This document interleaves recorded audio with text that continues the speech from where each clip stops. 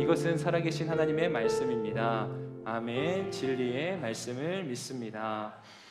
우리가 지난 한 주간 카운트다운 집회를 진행해 왔고요. 사실은 오늘도 여전히 그 집회의 연장선 속에 있는 바로 이제 카운트 제로, 부흥이라고 하는 주제로 함께 말씀을 나누는 그러한 주일 예배이기도 합니다. 저는 죽음의 땅에 우뚝 선 찬란한 생명이라고 하는 이 제목으로 이 에스겔 37장의 말씀을 여러분과 함께 나누기 원합니다. 여러분들 이집트의 피라미드 잘 아시죠? 잘 아시다시피 이 피라미드는 파라오의 무덤으로 알려져 있습니다. 살아생전 파라오는 거의 신과 같은 존재로 여겨졌기 때문에 그의 사후에도 마찬가지로 그런 위엄과 권력을 상징하고자 그런 엄청난 무덤을 만든 것입니다. 유럽의 콜로세움이 지금으로부터 약 2000년 전 로마 시대에 지어진 유적이지만 이 피라미드는요, 그런 로마 사람들이 보기에도 자신들이 살던 시대보다 2000년 전에 지어진 굉장히 고대의 유적입니다. 그래서 무려 4000년 이상의 세월 전에 지어진 이 건축물은 세계 7대 불가사의의 건축물로 손꼽히기도 합니다. 이집트 최대의 피라미드라고 불리는 이 쿠푸왕의 대피라미드는 2.5톤의 이 사각돌 약 300만 개가 사용될 만큼 매우 압도적인 크기를 자랑하는 그러한 피라미드도 있습니다. 제가 어린 시절 살던 동네는 그 백제의 문화로 유명하던 곳이었기 때문에 그곳에는 이런 어떤 피라미드와는 물론 비교할 수 없겠지만 옛 백제 왕들의 그런 유명한 무덤, 소위 왕릉이라고 불리는 곳이 있었어요. 분명 한 사람이 죽어서 묻힌 무덤일 뿐이지만 우리가 흔히 알고 있는 그런 무덤들과는 차원이 달랐습니다. 피라미드, 왕들의 무덤, 왕릉 이런 것들은 때로 무덤이라고 하지만 너무나 불가사의하게 여겨질 만큼 매우 웅장하고 또는 불가능한 영역에 속한 그런 어떤 미지의 건축물처럼 여겨질 만큼 그렇게 경이롭게 느껴지기도 합니다. 여러분, 그런데 무덤이란 것은요, 결국은 생기가 전혀 없는, 생명이 전혀 없는 그저 하나의 죽음의 상징에 불과합니다. 아무리 웅장하고 화려한 것으로 치장을 한다 하더라도 그것은 결국 그저 한 줌의 재로 남게 될 한 사람이 묻힌 무덤에 불과하다라고 하는 것이죠. 여러분, 그렇게 누군가의 손에 의해서 때로는 정말 많은 사람들의 손길에 의해서 견고하게 지어지고 또 그렇게 화려하게 지어진 무덤도 있기 마련이지만 때로 어떠한 무덤들은 제대로 묻히지도 못한, 아니 묻어주지도 못한 그러한 비참한 무덤들도 있기 마련입니다. 바로 많은 사람들이 희생당하는 전쟁터나 또 지진, 해일 등과 같은 자연재해, 그리고 화재나 건물 붕괴 등과 같은 큰 사고 현장이 바로 그런 곳들일 것이에요. 거기도 생명이 예기치 못한 일로 인해 죽음을 당하게 된 또 하나의 무덤과 같은 그런 곳들이겠죠. 한편으로는요, 사람들이 무분별하게 자원을 낭비하고 그로 인해서 지구가 정말로 신음하고 있고 환경오염의 문제가 이 시대에 또 심각한 문제이지 않습니까? 그런 것들을 생각해 보면 사실상 지구는 지금도 온통 무덤으로 변해가는 중이라고 표현해도 과언이 아닐 거예요. 그러니까 오늘 이 시대를 살아가는 저와 여러분들의 삶은 지금 무덤 앞에, 아니 무덤의 한가운데 살아가고 있는 것이나 다름없는 인생입니다. 우리는 지금 다 무덤의 한가운데 살아가고 있어요. 여러분, 이것은 에스겔 선지자가 살던 시대에도 마찬가지였어요. 그래서 오늘 본문 말씀에는 그것을 헤아릴 수 없는 수많은 뼈들이 온통 사방에 널린 무덤의 골짜기의 모습으로 묘사하고 있기도 합니다. 하나님이여 에스겔을 그곳으로 인도해 가신 거예요. 하나님은 에스겔에게 그 처참한 광경을 낱낱이 다 둘러보게 하신 다음에 이렇게 물으세요. 사람아, 이 뼈들이 능히 살겠느냐? 여러분, 이 질문을 한번 생각해 보시겠어요?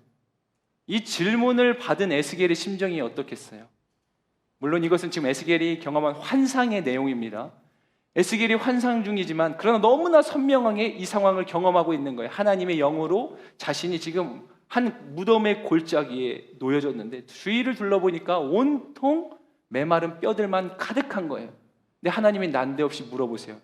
사람아, 에스겔아, 이 뼈가 살 수 있겠냐?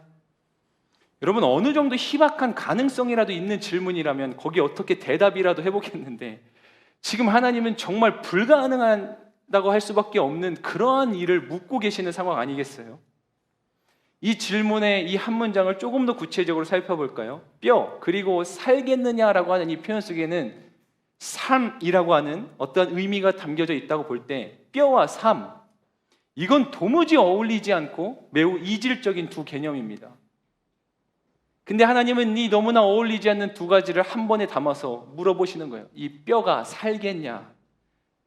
이걸 달리 말하면 죽음과 생명이겠죠. 어색한 거예요. 맞지 않는 거예요. 여러분, 그런데 이런 어색한 질문, 이질적이고 도무지 계산되지 않는 이러한 질문들이 오늘날 이 시대를 살아가는 저와 여러분들에게도 똑같이 던져지고 있다는 거 아세요? 보이는 무덤뿐만이 아니라 보이지 않는 무덤들 속에서 살아가는 우리에게도요, 때로는 도무지 불가능해 보이는 전혀 다른 이질적인 것들의 연결을 해야만 하는 그러한 풀리지 않는 숙제 같은 질문 앞에 놓이게 된다는 거예요. 여러분, 뼈와 삶, 이게 연결이 안 되잖아요. 죽음과 생명이 어떻게 연결이 될 수 있는 질문이겠어요? 근데 우리도 이 시대를 살아가면서 그러한 수많은 연결되지 않는 질문들 앞에 놓여 있다는 거예요. 어떤 분들은 지금 자신의 현실을 보면 소위 성공이라는 게 불가능해 보여요. 그러니까 현실과 성공이라고 하는 연결이 불가능해 보이는 것, 그 이질적인 가운데서 괴로워하고 있다는 거예요. 나이와 취업도 그럴 수 있어요. 재정과 결혼도 그럴 수 있어요.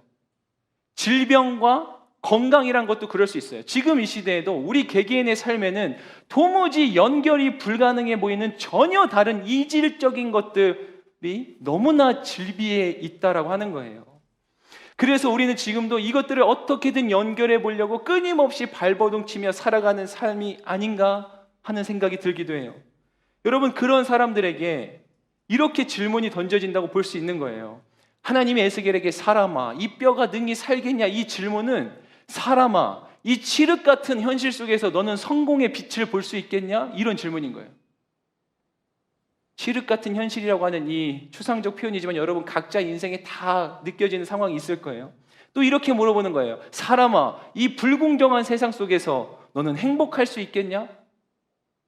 너무 불공평해요. 너무 불공정해요. 너무 억울한 일 투성이에요. 근데 행복할 수 있겠냐고 하나님이 물어보는 거예요. 이쯤 되면 화가 날 수도 있어요. 하나님이 또 이렇게 물으세요. 사람아, 이 끔찍한 질병 속에서 너는 회복을 할 수 있겠냐? 아니, 한참이나 여러 번 수술도 하고 여러 시간이 지났는데도 도무지 나아질 기미가 안 보이고 지금도 너무 아파 죽겠는데, 사람아, 이 끔찍한 질병 속에서 너는 회복될 수 있겠냐? 물론 우리는 성경을 다 두루두루 살펴보면서 이렇게 질문을 던지셔서 그의 믿음을 확인하시는 하나님, 이러한 의미를 알고 있기 때문에 이 질문 자체가 그렇게 여러분들에게 어떻게 와닿을지는 모르겠지만 그냥 냉철하게 이 질문 자체만 들여다보세요. 안 맞아요. 계산이 안 돼요. 너무나 다른 이질적인 것들이에요. 근데 지금 그렇게 묻는 거예요, 하나님께서. 여러분, 때로는 믿음의 공동체 모습도 마찬가지 아니겠어요? 제가 이제 순장님들 이야기를 좀 해보려고 해요. 요즘 같은 시대에 순장으로 섬긴다는 게 얼마나 힘든 일이에요. 교회라는 곳이 누구의 어떠한 실리를 추구하는 곳이 아니잖아요. 내가 열심히 한다고 내게 더 성과가 오는 것도 아니고 그저 자발적이고 헌신하는 마음으로 하는 일 아니겠어요? 우리 대학 청년반에서는 가장 또 상징적인 자리가 순장이라고 하는 자리겠죠. 여러분, 다행이라고 표현해도 될지 모르겠는데 제가 우리 공동체가 아니라서 다행이라고 할지 모르겠지만 어느 공동체 이야기를 들으니까 한 순장님이요, 이제 온라인 시대, 이런 요즘 같은 시대를 얘기하는 거예요. 약속 시간이 돼도 도무지 한 사람도 들어오지 않더래요, 접속을. 그래서 그 순장님도 대단해요. 아무도 오지 않는 그 채팅방에서 혼자 마치 넋이 나간 사람처럼 이런저런 말을 채팅방에 써가면서 2시간을 기다려도 아무도 안 왔다는 거예요. 그 이야기를 듣는 교역자의 마음이 눈물 없이 들을 수 없었다고 하는 이야기를 듣는데 저도 눈물이 날 것 같았어요. 그 순장님의 그 상황이 처참해요. 그래서 여러분, 이렇게 질문해 볼 수 있어요. 여러분, 이 순에 지금 부흥이라고 하는 게 가능해 보이세요? 그 순장님을 향해서 순장아, 너희 순이 부응할 수 있겠냐? 아니 2시간 동안 여러분 이거는 믿음을 떠나서 이거는 약속 시간을 아무도 안 지키는 거예요. 2시간 동안. 이게 어떻게 부흥과 연결이 되냐니까요. 그런 순장님에게 이렇게 묻는 거예요. 암흑의 순장아, 이 순이 부흥할 수 있겠냐? 어떻게든 기도해보고자 하는 거예요. 교회 안에서. 그래서 이 모양 저 모양으로 기도 모임도 만들고, 여러분 어려운 순간이지만 지난주처럼 그렇게 카운트다운 집회 같은 일들도 많은 교회에서 어떻게든 성도들에게 영적인 동력을 공급하고자 교회가 부단히 노력해요. 교회의 지도자들이 힘쓴다는 거예요. 기도하자고 어떻게든. 그런데요, 사람들이 그다지 반응하지 않아요. 별로 좋아하는 것 같지도 않고 흥미로워하는 것 같지도 않아요. 그냥 여전히 예전에 좋았던 그 시절만 추억하면서 이 상황에도 어떻게든 해보려고 하는 그 모습과 노력 같은 거는 보이지 않아요. 그냥 채워지지 않는 내 만족만 생각하면서 언제 이 시절이 지나나, 또 언제 그때 그런 시절이 오나, 이런 생각만 하고 있는 거예요. 자, 여러분에게 다시 물어볼 거예요. 여러분, 이런 공동체가 부흥이라고 하는 것과 자연스럽게 연결이 됩니까? 기도하지 않는 공동체, 아무리 피리를 불어도 춤추지 않는 그런 공동체가 성경에 나와 있잖아요. 그런 공동체가 부흥, 너무 이질적이지 않아요?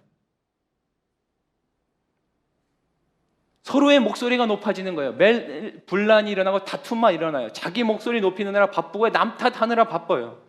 부흥, 사랑, 선교, 어울립니까? 그런 공동체를 향해 하나님이 물으시는 거예요. 청년아, 이 공동체가 다시 영광의 그때를 회복할 수 있겠냐? 부흥할 수 있겠냐? 에스겔이 살던 당시의 상황을 좀 살펴보자면 이스라엘 국가는 멸망당한 것이나 다름없는 상황이었어요. 바벨론의 포로로 끌려갔고요. 그곳에서 포로 생활해야 하는 이스라엘은 극도의 절망스러운 상태였죠. 골짜기에 온통 수북하게 널려있는 이 마른 뼈의 환상은 그런 이스라엘의 참담한 상황을 고스란히 하나님이 보여주시는 그러한 환상이었어요. 에스겔은 단번에 알았어요. 그 뼈들이 매우 심이 많을 뿐더러 또한 매우 심하게 메말라 있다는 걸 한눈에 알 만큼 그렇게 처참한 상황이었어요. 여러분, 도저히 살아날 가능성이 없다는 것을 굳이 이리저리 계산해보고 그 뼈를 하나하나 다 들여다보지 않아도 한눈에 알 수 있을 만큼 완벽한 절망이었다는 거예요. 그게 이스라엘의 상황이었다. 여러분, 마치 에스겔이 그 환상을 볼 때의 심정처럼 그 이스라엘 백성 역시도 자신들의 상황을 그렇게 볼 수밖에 없었던 거예요. 나라가 망했고 포로로 붙잡혀갔어요. 자신들의 나라가 회복될까? 새로운 생명을 얻을 가능성이 있을까? 잃어버렸던 자유를 되찾을 수 있을까? 이런 가능성은 사치예요, 사치. 전무한 상황인 거예요. 왜 우리나라도 일제 식민지 통치 속에서 그래서 많은 사람들이 배교를 하고 다 이렇게 친일적인 행동을 했다고 하죠? 광복이, 해방의 날이 안 올 줄 알고. 그 상황에서 그런 거예요. 자유는 이제 끝난 것 같은 거예요. 이름을 잃어버려요. 내가 살던 터전이 황폐화됐어요. 부모와 형제는 소식을 알 수 없고 뿔뿔이 흩어져 이산 가족이 됐는데 자유? 여러분, 내 이름과 내 언어도 사라져 있는데 그런 게 얼마나 정말 이상적이고 추상적이고 그런 이야기 하는 사람이 있으면 얼마나 얄밉게 보이겠어요. 지금 정신 차리라고, 때가 어느 때인데 그런 시대에 말 같지도 않은 이야기 하고 있냐고. 여러분, 코로나가 다시 이렇게 득세하고 있어요. 상황이 어려워지고 있어요. 우리는 벌써 3번째 이제 비대면 예배를 드려야 되는 상황이 놓였어요. 여러분, 그런데 한 교회 지도자가 여전히 우리에게 소망이 있다. 갑자기 제가 이 표현을 좋아해서 제가 쓰니까 절 말하는 건 아니에요. 그냥 누군가가 여러분, 교회는 그럼에도 부흥할 거다라고 말하면 처음에 한두 번은 아멘 할 수 있지만 계속 그러면은 그냥 그러려니 하고 생각지 않겠어요? 많이 양보해서? 여러분, 바벨론이라고 하는 나라는 이 이스라엘 백성들에게는 죽음의 골짜기와 같았던 그러한 대상이었어요. 거기서 대체 뭘 해야 이스라엘이 회복될 수 있을까요? 여러분, 남몰래 이스라엘이 포로로 붙잡혀 있지만 남몰래 밤마다 자기들끼리 몰래 모여서 막 군대를 양성하고 호시탐탐 반격의 기회를 노리고 있으면, 그렇게 전략을 세우면 이 이스라엘이 회복될 수 있답니까? 아니 여러분, 그런 가능성이라도 있나요? 그러기에는요, 바벨론은 너무 크고 막강한 나라였다니까요. 여러분, 온라인 시대라고 두세 사람 모여서 줌으로 기도한다고 공동체가 살아날까요? 어쩌면 우리 마음속에 그렇게 느끼고 있는 거 아니에요? 야, 그렇게 한다고 될 일이 아니야, 이건.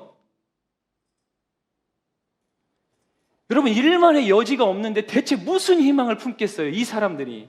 에스겔이 마른 뼈들을 들여다보는데 심장과 내장, 근육, 살갗, 피부 이런 흔적은 1도 없어요. 그냥 딱 메말라 있는 뼈들 투성이에요. 말 그대로 심이 메말라 있는 뼈 조각들밖에 없어요. 저게 사람의 뼈인가 싶기도 해요. 아니, 사람 모양으로라도 이렇게 맞춰져 있으면 야, 뭔가 이거 특별한 상황이다라고 싶지 않게 뼈 조각들 투성이에요. 그런데 거기서 뭘 해볼래도 도대체 해볼 수가 없는데, 거기서 무슨 의지가 생기고 대체 아니 어떤 의지를 품으면 그 상황을 해결해 볼 수 있겠냐는 거예요. 아무런 의지조차 없고 완전히 무기력하고 절망만이 가득한 비극적인 상황이었다는 거죠. 어쩌면 지금 이 시대를 살아가는 저와 여러분들 중에도 이러한 비극적인 상황 속에서 살아가는 것처럼 느끼는 분들 계실 수 있지 모르겠어요. 내가 대체 뭘 해야만 이 상황이 극복될까? 답이 안 보이는 것처럼 느껴지는 분들 계실 거예요. 여러분, 그런데요, 그거 아세요? 다 끝난 줄 알았는데요, 하나님은 안 끝났어요. 여러분, 여기서 시작되는 거예요. 하나님이 안 끝났어요. 하나님이 끝나지 않았다. 끝났다고요? 내 인생 끝났고 내 상황 끝났고 우리 공동체는 그냥 여기까지고? 아니요. 다 끝났다 말해도 하나님이 안 끝났어요. 하나님이 안 끝나셨습니다. 비록 말도 안 돼 보이는 것 같아 보이지만 하나님이 끝나지 않았다. 하나님에겐 아직 계획이 있고, 아니 더 엄밀히는 하나님에겐 아직 의지가 있다라고 하는, 그걸 어떻게 표현하시냐면 지금 에스겔에게 이렇게 질문을 던지는 거예요. 사람아, 이 뼈가 살 수 있겠냐? 앞서 말했다시피 코로나 상황이 다시 심각해지고 있대요. 벌써 교회는 3번째 비대면 상황에 들어가게 돼요. 우리 대학 청년부가 지난주에 카운트다운 집회가 끝났죠. 비록 이전과 달리 제한적인 상황이었지만 그럼에도 많은 청년들이 그렇게 고대하고 기다리던 집회였어요. 그리고 올해는 우리는 어떻게든 대면으로 아웃리치를 해보려고 열심히 준비하고 있었어요. 그런데 이제 다음 주부터 다시 우리는 만날 수 없게 돼요. 우리 지난주에 아웃리치 발대식을 했는데 이번 주에 대면이 끝났어요. 저는 이 상황이 전혀 낯설지 않아요.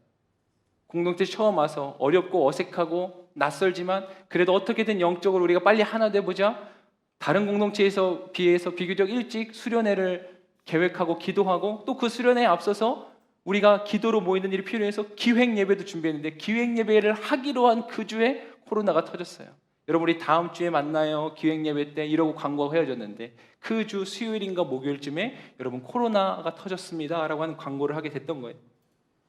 여러분, 우리는 다시 온라인으로만 이제 예배를 드려야 돼요.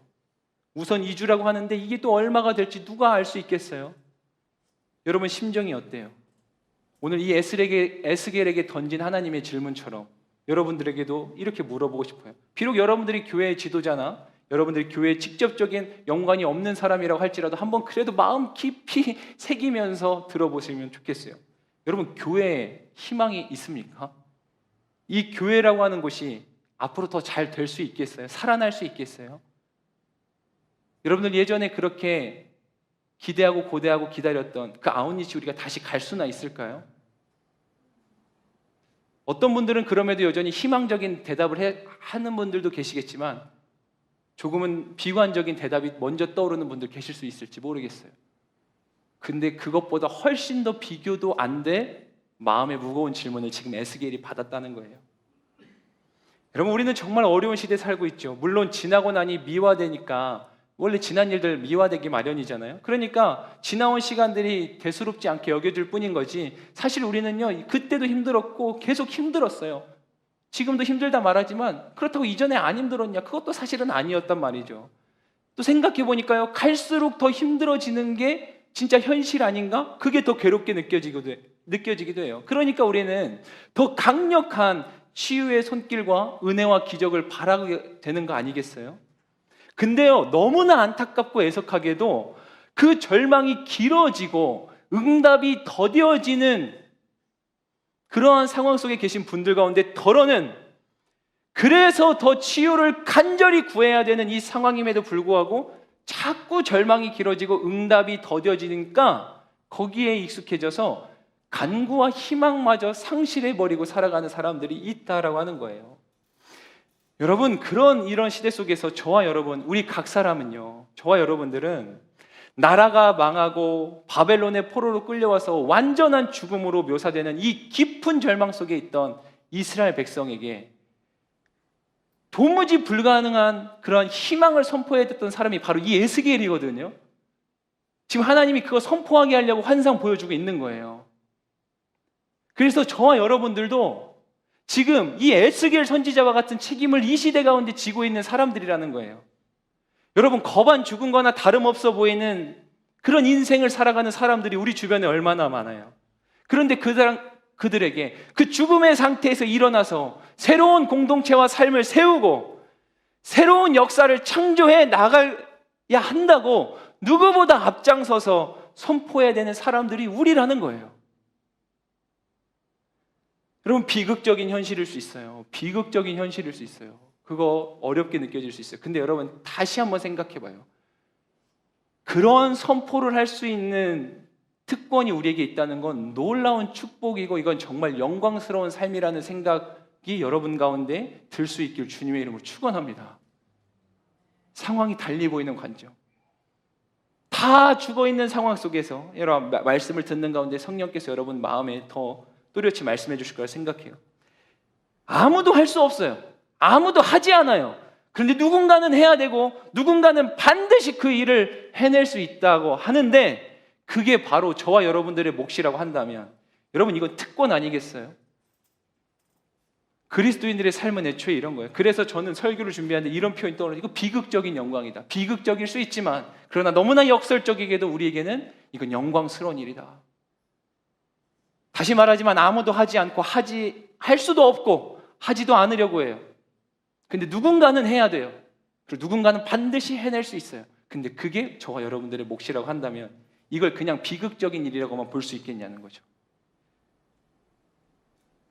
여러분, 이 비극적인 영광을 지니고 산 사람들, 제가 몇 주간 계속 그런 분들의 이야기를 하는 것 같은데 초대교회 성도들이 그랬어요. 처참한 죽음 앞에서 영원한 하나님 나라를 꿈꾸고 소망하고 그래서 죽음조차도 두려워하지 않았던 초대교회 성도들이 바로 이 영광을 지닌 자들이었다는 거예요. 근데 우리도 마찬가지라니까요. 여러분들, 이걸 절대로 잊으면 안 돼요. 아무리 절망의 현실을 목도하고 있는 것 같아도 있을지라도 저와 여러분들이 이 놀라운 사명의 특권을 가진 영광스러운 존재라는 걸 절대로 잊어서는 안 됩니다. 여러분, 부흥은 많은 말들로 정의 내릴 수 있지만 그럼에도 분명한 건 부흥은 다시 살아나는 것을 말해요. 부흥은 다시 생명을 누리게 된다는 거예요. 자, 그렇다면 오늘 그 부흥이 어떻게 일어나고 있는가? 우리가 살펴보는 말씀을 통해 몇 가지 그 진리를 탐구해 보려고 하는데 첫 번째는 따라해 주시겠어요? 에스겔을 찾아오신 하나님. 네, 첫 번째가 바로 하나님께서 먼저 찾아오신다는 거예요. 자, 보세요. 이게 부흥에 대한 첫 번째 진리예요. 하나님이 먼저 찾아오신다. 이게 여전히 우리 상황이 아무리 절망적일지라도 우리가 부흥을 꿈꾸고 노래할 수 있는 이유가 된다는 거예요. 무슨 말이냐면 오늘 본문 1절에 보니까 이런 표현으로 시작해요. 여호와의 손이 내게 내려와서. 여기서 말하는 이 1절의 여호와의 손은 개역개정 성경에는 여호와의 권능이라고 번역이 되어 있어요. 그리고 이 여호와의 권능이라고 하는 표현은 특별히 에스겔의 다른 곳에서도 여러 차례 발견되는 표현이기도 한데 이 특별한 표현은 어떤 상황 속에서 주로 쓰여지고 있냐면 하나님이 오늘 이 상황과 마찬가지로 에스겔에게 무언가의 환상을 보여줄 때, 그리고 여러분 다시 말하면 하나님이 환상을 보여줄 때 여호와의 권능으로 에스겔을 이끌었다, 이런 표현이 계속 등장하는데 하나님이 환상을 보여준다는 것은 지금 하나님이 에스겔에게 하고 싶은 말씀이 있으시다는 거거든요. 정리하자면 하나님께서 에스겔에게 무언가 말씀하시고자 할 때, 그래서 앞서서 그 일에 대해서 무언가를 보여주시려고 할 때 이 여호와의 권능, 이 여호와의 손이 그에게 임했다는 거예요. 여러분, 하나님은요, 당신의 뜻을 나타내고자 하는 의지를 가지고 계신 분이에요. 우리가 하나님의 뜻을 알 수 없어서 때로는 인생이 힘들고 어려울 때가 있잖아요. 하나님, 대체 나를 향한 하나님의 뜻이 무엇이에요? 어쩌면 그 기도 속에는 왜 하나님 나에겐 가르쳐 주지 않는 거예요? 이런 원망도, 귀여운 원망이 섞여 있는지 모르겠지만 분명한 건 하나님은 하나님 당신의 뜻을 드러내고자 하는 의지를 가지고 계신다. 감추려고 하는 분이 아니라는 거예요. 하나님은 우리에게 당신의 뜻을 언제든 말씀하시고자 하는 의지를 가지고 계세요. 근데 왜 우리가 그 뜻을 모르는가? 다 헤아리지 못하고 이해하지 못하는가? 우리가 알려고 하지 않기 때문에. 아무리 부모가 아이에게 맛있고 영양가 있는 밥을 지어서 먹이고자 하는 의지가 있어도 이 아이가 입을 꾹 다물고 있으면 먹이는 방법은 하나밖에 없어요. 입을 강제로 벌려서 쑤셔 넣어야죠. 그렇게 아니면 얘가 먹질 않는데, 그러면 아이는 막 사례가 걸리고 턱도 아프고 울상을 짓고 인생이 괴로워지겠죠. 그걸 다르게 표현하면, 그래서 하나님이 때로는 고난을 통해 그 사람에게 말씀하신다는 거예요. 여러분, 하나님은 당신의 뜻을 드러내시고자 하는 의지를 가지고 있어요. 그러니 그 하나님 앞에서 우리가 하나님의 뜻을 내게 가르쳐 주십시오. 나의 인생을 향한 하나님의 뜻을 내가 더 알기 원하고 내가 하나님을 더 알고 싶습니다라고 하는 기도가 얼마나 하나님이 기뻐하는 기도인지 아시겠어요? 하나님, 나 이거 해달라고요. 왜 이거 안 해주는 거예요? 내 뜻을 관철시키는 기도 말고 나 하나님의 뜻을 더 알고 싶어요. 그 기도가 얼마나 하나님이 기뻐하시는 기도인가. 자, 그래서 하나님은 그 의지를 가지고 있는데 여기서 그치지 않아요. 하나님의 의지는. 그 의지는 어디까지 나아가냐면 하나님은 그 뜻을 빨리 이루고 원하세요.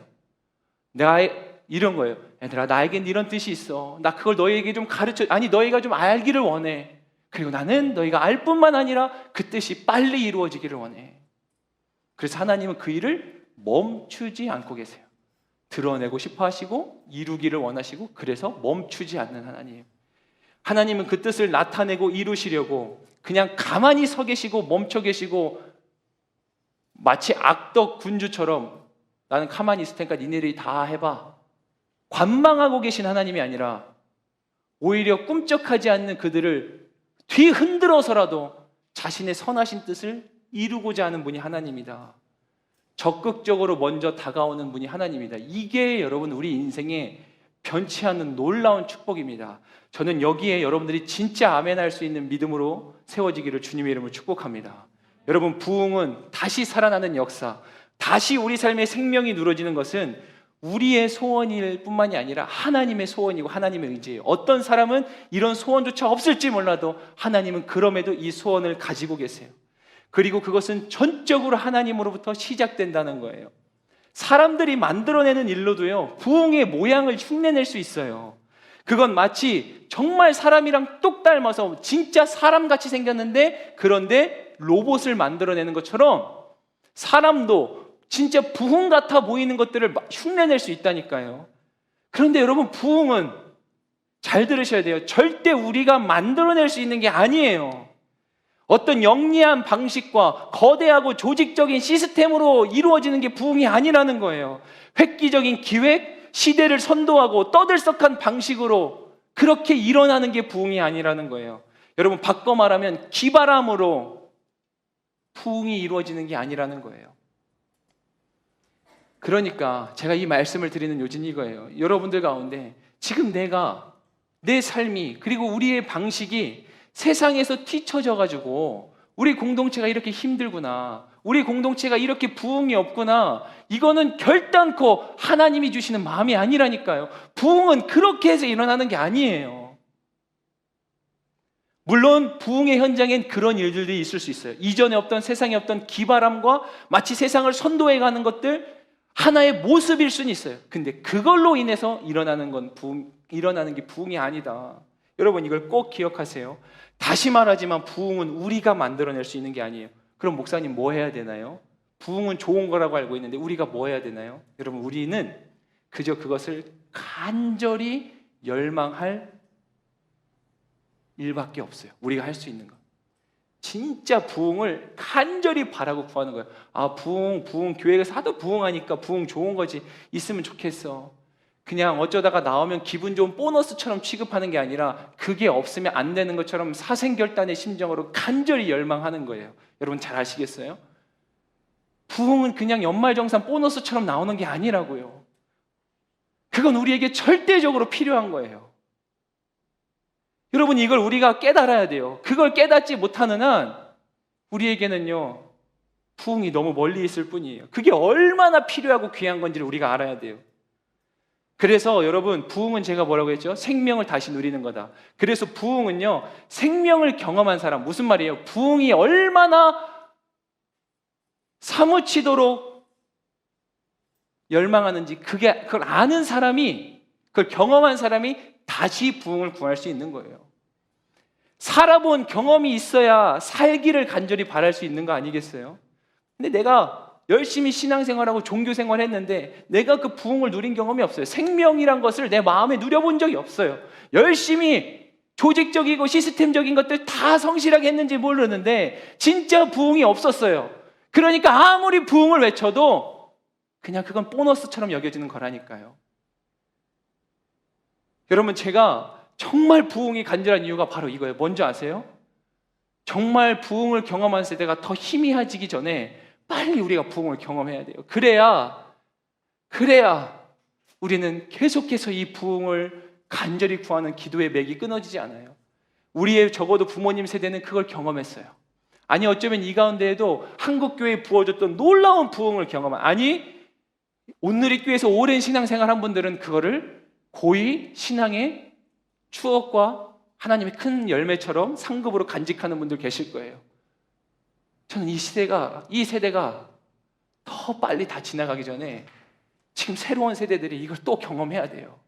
그래야 부흥을 계속 구하게 된다니까요. 저도 젊은 세대지만 젊은 세대들에게 안타까운 게 그건 거예요. 부흥을 경험한 사람들이 많지 않아요. 생명을 경험한 사람들이 없으니까 그걸 진짜 얼마나 중요한지 모르는 거예요. 그냥 옛날에 영광스러웠던 순간 정도로만 생각하는 거예요. 그게 본질인데, 그 생명이 본질인데. 그래서 어른들은 더 안타까운 마음일 거예요. 그게 진짜인데. 근데 이 시대들은, 이 땅의 젊은이들은 크리스천이라고 할지라도 크게 없어 보이니까. 여러분 특별히 이 자리에 그 부흥을 뜨겁게 경험했던 분들이 계시면 간절히 부탁드려요. 더 부흥을 열망하셔야 돼요. 내 인생 잘 되고 내 인생이 평안함을 얻는 것도 중요하지만 여러분 이 나라가, 민족이, 우리 공동체가, 이 땅의 교회가 그 부흥을 마침내 잃어버리고 만다면 여러분 내 인생의 평안함이 그게 무엇이 그렇게 중요한 게 되겠습니까?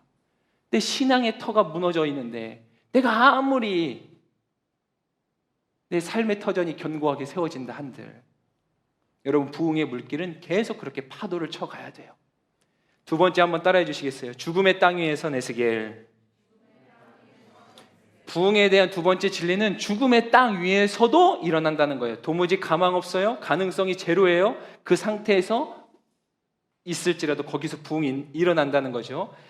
여러분 지금 에스겔이 서 있는 그 땅은 죽음의 땅, 곧 킬링필드라고 볼 수 있죠. 소망의 흔적은 찾아볼 수 없는 완전한 죽음의 장소인 거예요. 아무런 소리가 없어요. 적막함만이 그곳을 가득 메웠습니다. 모든 것이 정지되어 있어요. 그런데 하나님은 그 한가운데로 지금 누구를 세워놨냐면 에스겔이라고 하는 하나님의 사람을 세워놨어요. 여러분 죽음의 땅에 온통 사방이 사망투성인 그 땅 한가운데 유일한 생명, 단 한 사람, 단 하나의 생명, 그게 그 중앙에 서 있던 에스겔이었어요. 공동체가 힘을 잃고 조직이 다 무너진 것 같아도요, 하나님은 여전히 누군가에게 그게 단 한 사람이라고 할지라도 마음의 부담감을 느끼도록 그 거룩한 사명의 자리에 세워놓는 사람이 있습니다. 살아야 한다, 살아나야 한다, 이대로 끝나면 안 된다, 무언가라도 해야만 한다, 그런 마음의 부담을 성령께서 주셔서 그 골짜기 한가운데 세우는 사람이 있어요. 저는 그런 분들 진짜 하나님의 큰 축복을 받은 분들이라고 확신합니다. 외람되지만 그런 어떠한 부담감도 없는 분들이 있다면 네, 그래도 하나님이 사랑하실 거라고 믿어요. 여러분, 절망이 가득한 세상, 그 절망의 한가운데에도 그게 단 한 명일지라도 생명을 소유한 사람이 반드시 있어요. 왜요? 아까도 말했지만 하나님은 그 의지를 멈추지 않았기 때문이에요. 비극적인 현실 속에 있지만 그 안에 생명을 소유한 사람이 반드시 있다니까요. 여러분, 종교개혁을 일으켰던 마틴 루터는 바로 이러한 성령의 역사에 의한 마음의 부담을 가졌던 사람이었어요. 어떠한 종교개혁자는 누군가는 성경을 번역해서 반드시 저 민족에게 전해야 된다, 저 사람들에게 전해야 된다, 그런 선교사님들 많으시죠. 우리가 카운트다운 때 만났던 한 선교사님도 그러시고, 누구도 이런 부담 갖지 않아요. 그런데 어떤 이에게 성경을 번역해서 저 민족에게 전해야 된다, 일평생 그 마음의 부담 하나로 인생을 살아가는 분들이 계세요. 그런데 하나님은 그 한 사람을 통해 한 민족을 살리신다는 거예요. 누군가는 무너져가는 가정들을 살려야 된다, 다음 세대를 일으켜야 된다. 우리 공동체 안에도요, 누군가는 물론 이 상황이 너무나 감사하고 만족스럽지만 여전히 마음에 그 부담을 가지고 예배를 더 온전히 세워야 된다 라고 하는 부담을 갖는 분들이 있어요.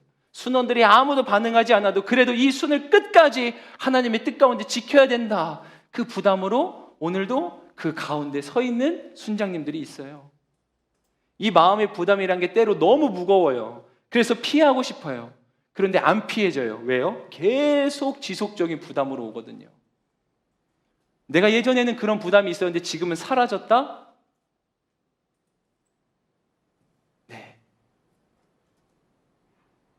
이 경고음일 수 있습니다. 여러분, 혹시 부흥이니까 모든 게 순적하게 다 일어나는 거라고 부흥하면 되게 좋은 거잖아요. 우린 되게 막연히 좋은 걸 떠올리잖아요.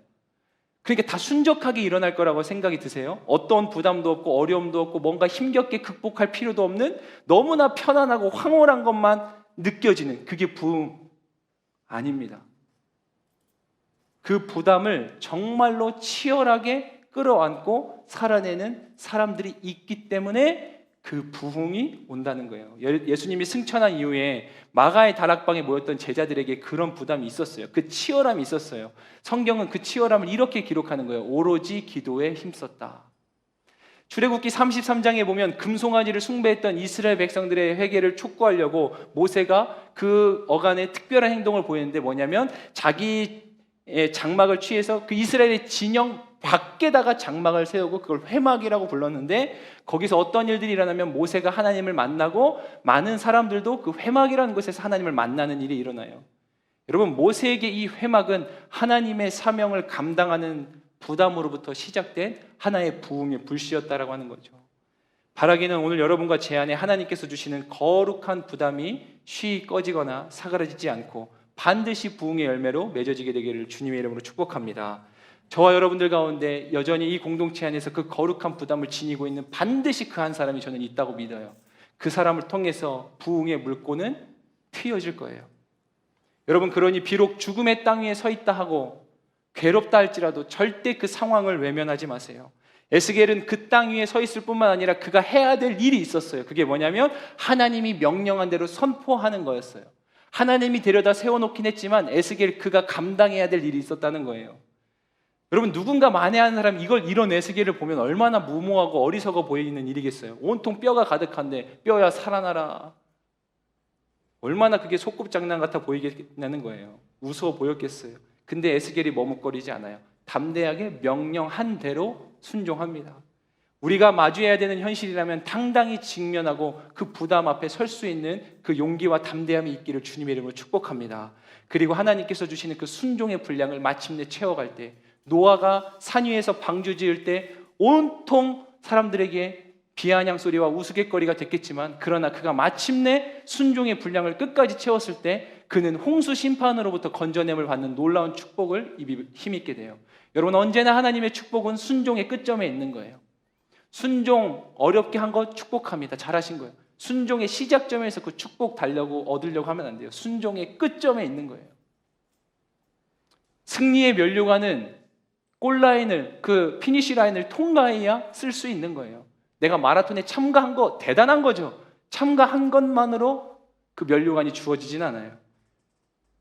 여러분 마지막 세 번째입니다. 짧게 하고 끝내겠습니다. 세 번째 따라해 주시겠어요? 생명의 바람으로 불어오는 성령. 부흥의 원리 마지막 세 번째는 성령으로 살아난다는 거예요. 한번 따라해 주시겠어요? 성령으로 살아난다. 여러분 아무 소리가 들리지 않는 죽음의 정막만이 가득했던 그 땅이라고 했잖아요. 근데 거기서 하나의 소리가 들려왔어요. 첫 번째 소리는 뭐냐면 에스겔의 선포. 마른 뼈들아 살아나라. 그 순종의 선포와 고백이 울리자 바로 그곳에서 또 다른 소리가 일어나기 시작했어요. 그게 뭐예요? 널브러져 있던 뼈 조각들이 서로 맞춰지는 소리가 일어나요. 막 덜그럭거리면서. 여러분 골짜기에 울려 퍼지는 그 뼈들이 맞춰지는 소리가 얼마나 경이로운 광경이었을까. 적막한데 갑자기 더글더글 하더니 막 뼈들이 맞춰지는 거예요.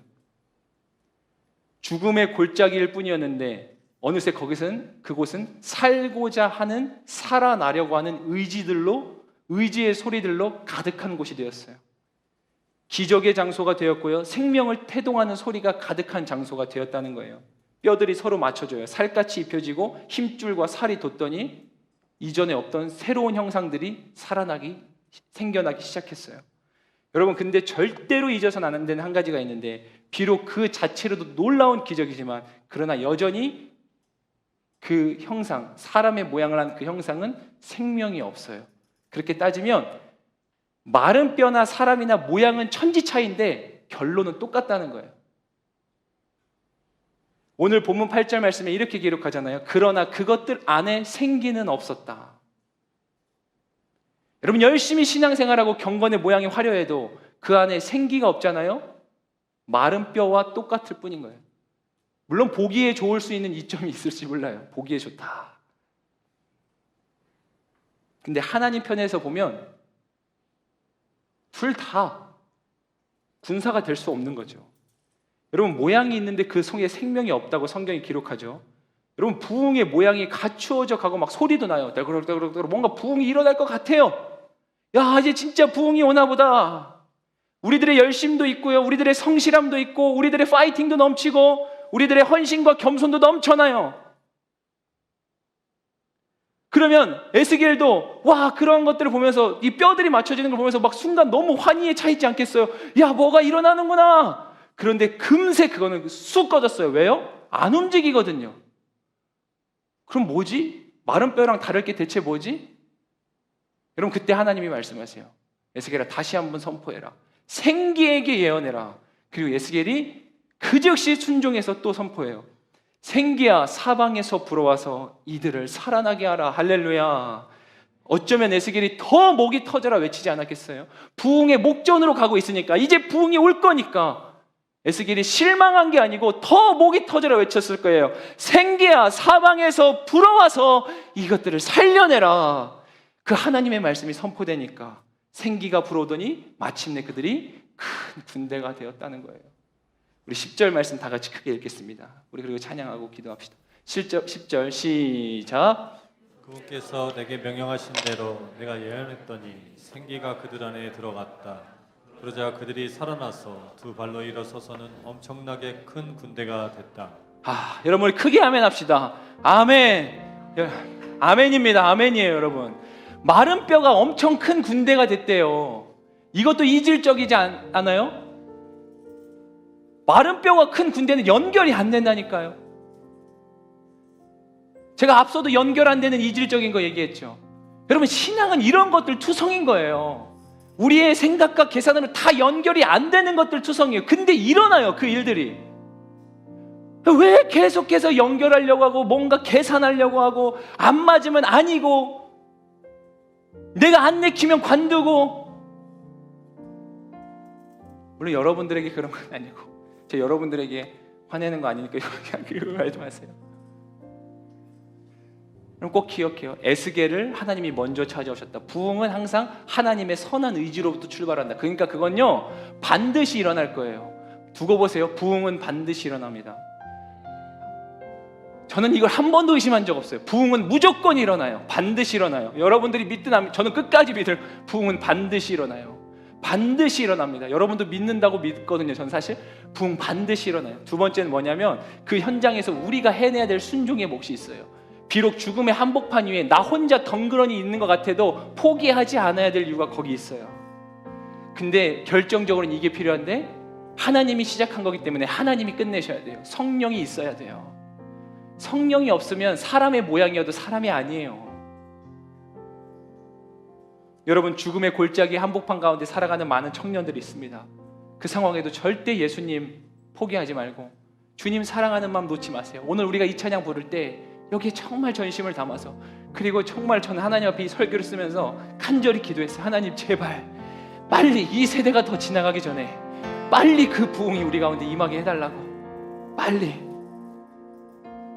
그렇게 함께 소망하시는 분들은 이 찬양을 전심으로 드릴 수 있을 것 같습니다. 우리 함께 고백합시다. 주님을 사랑하는, 주님을 사랑하는 기쁨을, 그 즐거움을 빼앗기지 않게 하소서. 주님을 사랑하는 기쁨을, 그 즐거움을 빼앗기지 않게 하소서. 우리 한 번 더 주님을 사랑하는 기쁨을, 그 즐거움을 빼앗기지 않게 하소서. 주님을 사랑하는 기쁨을, 그 즐거움을 빼앗기지 않게 하소서. 예수 예수 예수 예수 예수 주님을 사랑합니다. 예수 예수 예수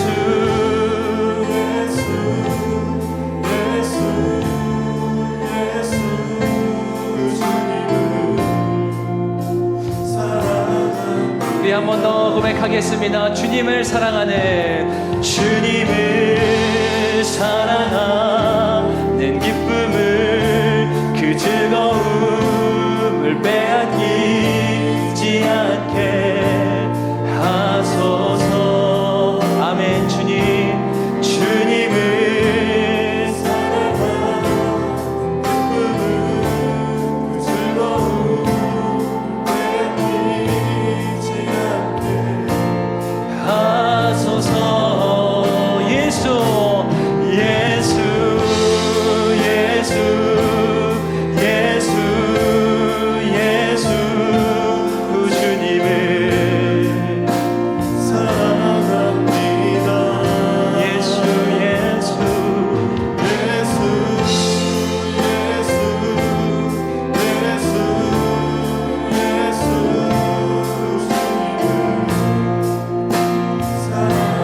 우리 그 믿음 담아서 호산나 호산나